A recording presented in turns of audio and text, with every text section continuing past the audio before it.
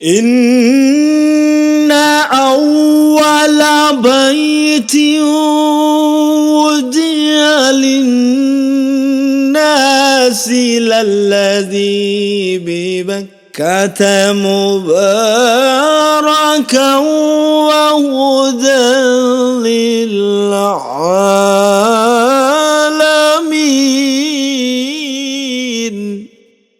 নিঃসন্দেহে সর্বপ্রথম ঘর যা মানুষের জন্য নির্ধারিত হয়েছে সেটাই হচ্ছে এ ঘর, যা বাক্কায় অবস্থিত এবং সারা জাহানের মানুষের জন্য হেদায়েত ও বরকতময়। فيه آيات بينات مقام إبراهيم। এতে রয়েছে মাকামে ইব্রাহিমের মতো প্রকৃষ্ট নিদর্শন। ومن دخله كان آمنا। আর যে লোক এর ভেতরে প্রবেশ করেছে সে নিরাপত্তা লাভ করেছে।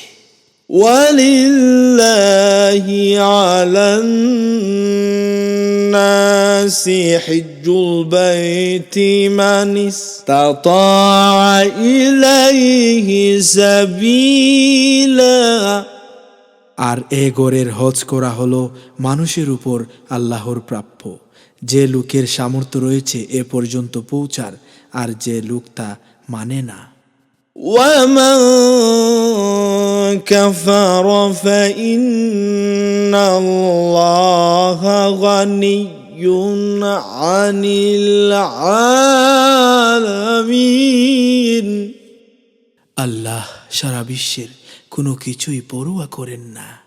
আলোচ্য আয়াতে পবিত্র কাবা গৃহের 3টি বৈশিষ্ট্য ও শ্রেষ্ঠত্ব বর্ণিত হয়েছে। প্রথমত, এতে মহান আল্লাহর কুদরতের অনেক নিদর্শন রয়েছে। তন্মধ্যে একটি হচ্ছে মাকামে ইব্রাহিম। দ্বিতীয়ত, যে ব্যক্তি এতে প্রবেশ করে সে নিরাপদ ও বিপদমুক্ত হয়ে যায়, কেউ তাকে হত্যা করতে পারে না। তৃতীয়ত, সারা বিশ্বের মুসলমানদের জন্যে এতে হজ ব্রত পালন করা ফরজ। যদি এ গৃহ পর্যন্ত পৌঁছার শক্তি ও সামর্থ্য কারো থাকে, সে অবশ্যই হজ পালন করতে হবে। পবিত্র কাবা গৃহ নির্মিত হওয়ার দিন থেকে অদ্যাবধি মহান আল্লাহ তাআলা এর বরকতে শত্রুর আক্রমণ থেকে মক্কাবাসীদের নিরাপদে রেখেছেন। বাদশাহ আবরাহা বিরাট হস্তি বাহিনী সহ কাবা গৃহের প্রতি ধাবিত হয়েছিল।